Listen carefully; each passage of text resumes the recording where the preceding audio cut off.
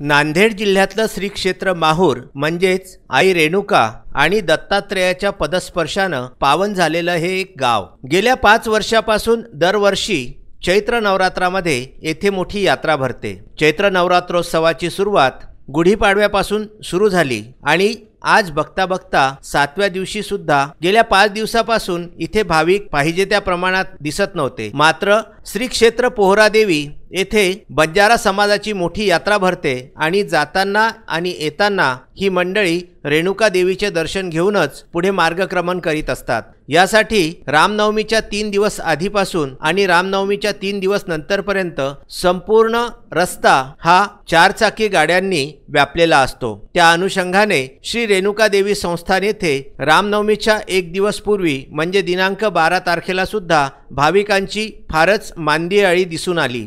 यामध्ये सर्वात महत्त्वाची गोष्ट अशी आहे, गडाच्या चढणाऱ्या रस्त्याच्या खालच्या भागापासून तर रेणुका देवी गडांपर्यंत दोन्हीकडून वाहनांची एकच रांग लागली होती आणि भाविकांना अनेक प्रश्नांना सामोरं जावं लागत होतं। एकात एक वाहतुकीला खोळंबा झाल्यामुळे एकाच्या समोर एक गाड्या उभ्या राहिल्याने खालच्या गाड्यांना वरती चढता येत नव्हतं आणि वरच्या गाड्यांना खाली सुद्धा जागा मिळत नव्हती। अशा परिस्थितीमध्ये सुमारे वाहतुकीचा हा खोळंबा गेले 4 ते 5 तास चालला। श्री रेणुका देवी संस्थान यांच्याकडे विपुल प्रमाणामध्ये सुरक्षा रक्षक तैनात आहेत। तसेच चैत्र नवरात्राचा इतका सुंदर उत्सव साजरा करीत असताना पोलिसांनी या बाबीकडे दुर्लक्ष करावं ही फार मोठी खेदाची बाब म्हटली जावी। किमान 4-5 पोलीस कर्मी जर या ठिकाणी तैनातीवर ठेवण्यात आले असते तर वाहतुकीचा इतका खोळंबा झाला नसता। मात्र विश्वस्त समिती रेणुका देवी संस्थान यांनी पोलिसांना या गोष्टीची आगाऊ सूचना दिली होती का किंवा तसे पत्र दिले होते का